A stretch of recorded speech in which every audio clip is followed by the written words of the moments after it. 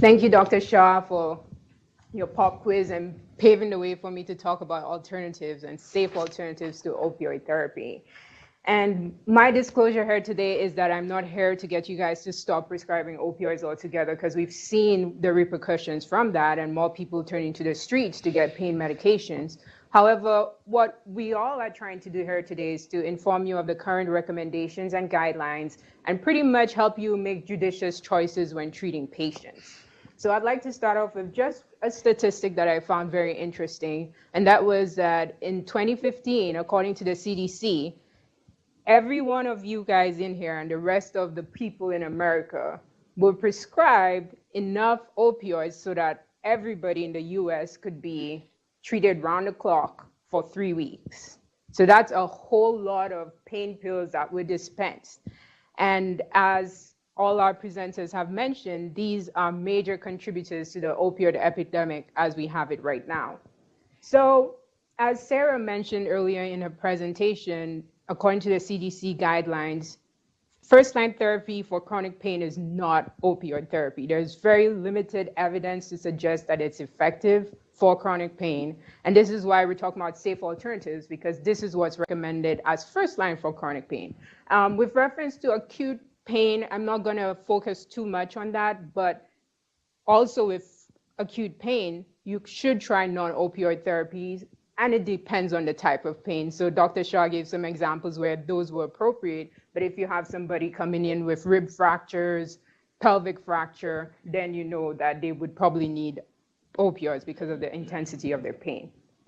So to kind of pave the way for the discussion, I'd like to just make sure we understand the categorization of pain, first into nociceptive pain and neuropathic pain, and that kind of helps us decide what treatment options we're looking at. So nociceptive pain being pain that results from stimulation of the pain receptors, so pain in people with MIs or ischemic pain and pain with inflammation, versus neuropathic pain, which happens when there's actual damage to the nerves, whether it's in the peripheral nervous system, as we know about with diabetic neuropathy, or in the central nervous system.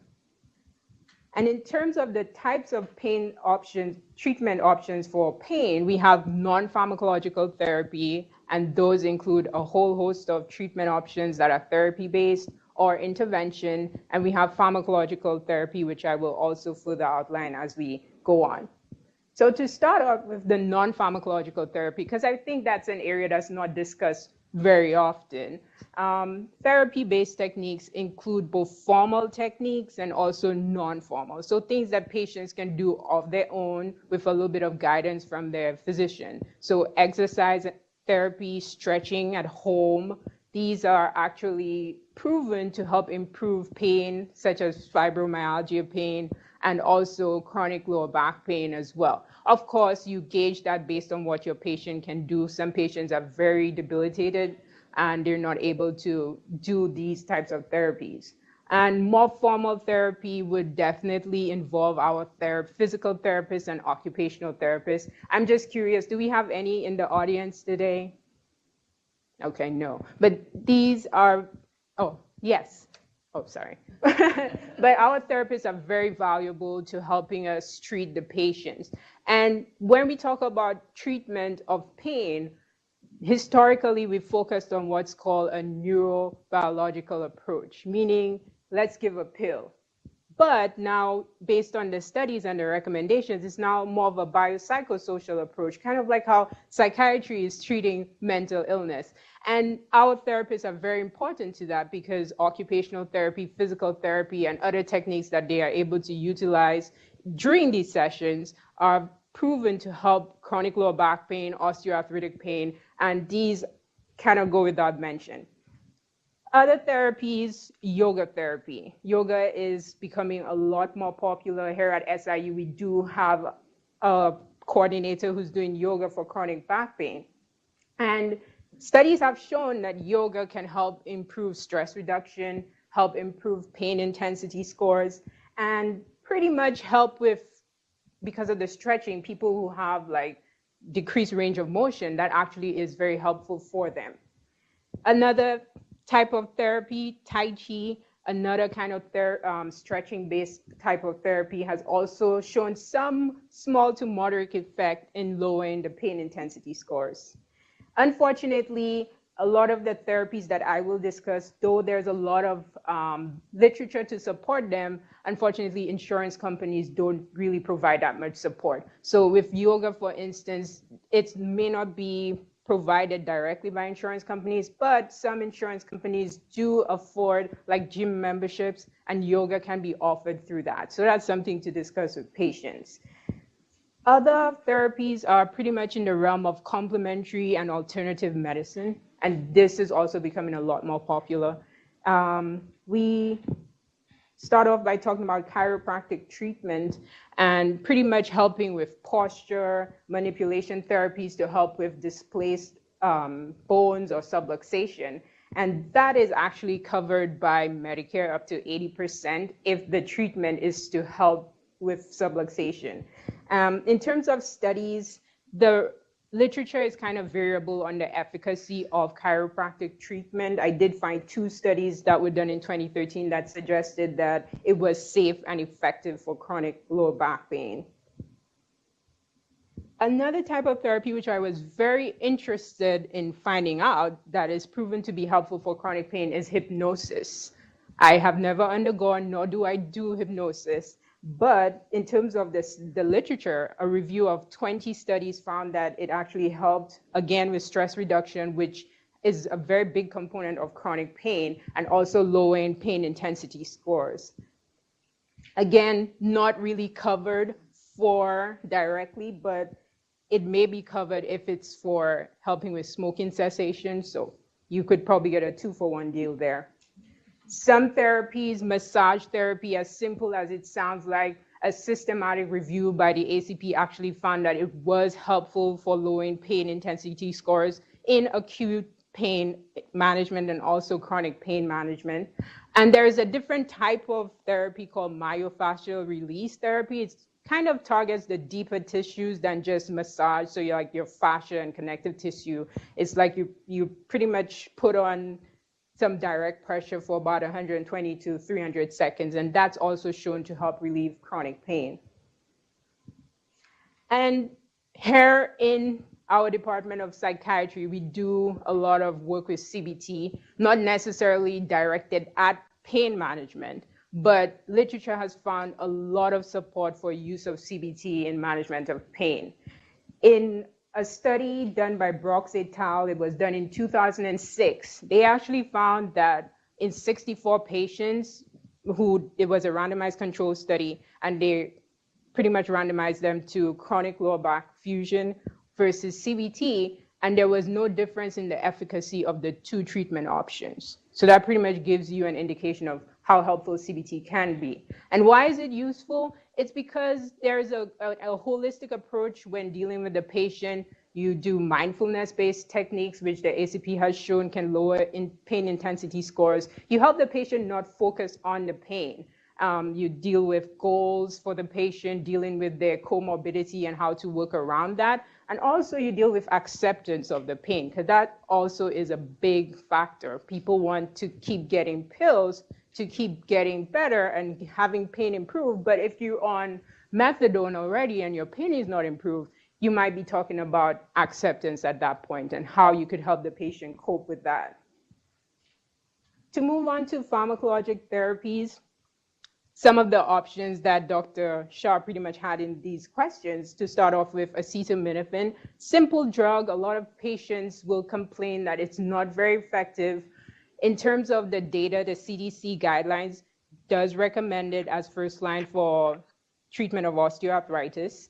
The ACP systematic review for pain did not find sufficient evidence for it, so it's a give or take, but I still recommend trying with your patients. In terms of the dosages, we recommend not going beyond 4 grams safely, 3 to 4 grams because of the risk of liver toxicity. And in patients who have used alcohol or may have a history of hepatitis, you might want to keep that at 2 grams to prevent liver toxicity as well. In terms of Nsaids, which are our non-steroidal anti-inflammatory drugs, that could be both selective and non-selective. The data that I've gone through does not show any benefit of one versus the other in terms of pain management, but of course, less risk of GI side effects with your selective non-steroidal inflammatory drugs. So that includes meloxicam, celecoxib, as opposed to ibuprofen, which is your non-selective. These medications have shown about a small to moderate effect in improving pain for chronic pain. Anticonvulsants can also be used to help manage chronic pain, and we're talking about gabapentin, Lyrica or pregabalin, and also carbamazepine as well has been shown off-label to help with pain management. In terms of the risks with these medications, gabapentin especially, be very careful in your elderly population because there's risk of sedation, drowsiness, risk of falls. Increasingly, there's a lot of discussion about abuse potential of these medications, and in terms of gabapentin, it's actually now a controlled substance in Kentucky, a Schedule 5 medication. We're not there yet in Illinois. In pregabalin or Lyrica is also a controlled substance here. And that kind of has some part to play because of the higher doses required, especially for gabapentin. Some patients can require 800 milligrams TID or even more. So they're trying to control the prescription of that some more. Our antidepressants that we use in psychiatry, they have also been shown to have effect for chronic pain. So we're talking about our selective norepinephrine reuptake inhibitors, and those are duloxetine and venlafaxine.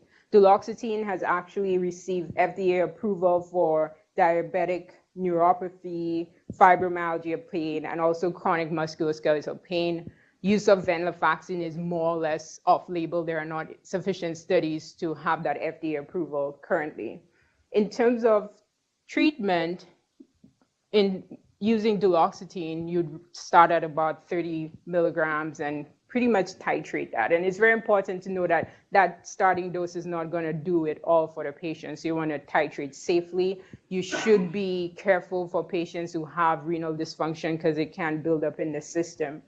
With venlafaxine, you do need higher doses to help with the pain management. Up to 225 may be required or more. And you have to be careful with patients who already have hypertension, especially if it's uncontrolled, because that could increase their blood pressure as well. Tricyclic antidepressants are more and more less favorable as we have more drugs coming out. And these medications, they are off-label in terms of use for neuropathic pain. So our radiculopathy from chronic back pain, for instance, and also diabetic neuropathy. And usually amitriptyline or nortriptyline are preferred. And those medications pretty much around the dose, you start off at 25 milligrams, and some persons require 100 milligrams or more. Again, be very careful in the elderly because of the risk of anticholinergic side effects, neurotoxicity even, and cardiac arrhythmias. So you probably might want to get an EKG when using these medications. Muscle relaxants are pretty popular. They're popular not only in chronic pain, which there's more data for their short-term use, but also very popular when I see patients in clinic for chronic back pain. But there is actually insufficient data to recommend them for use long-term for chronic back pain.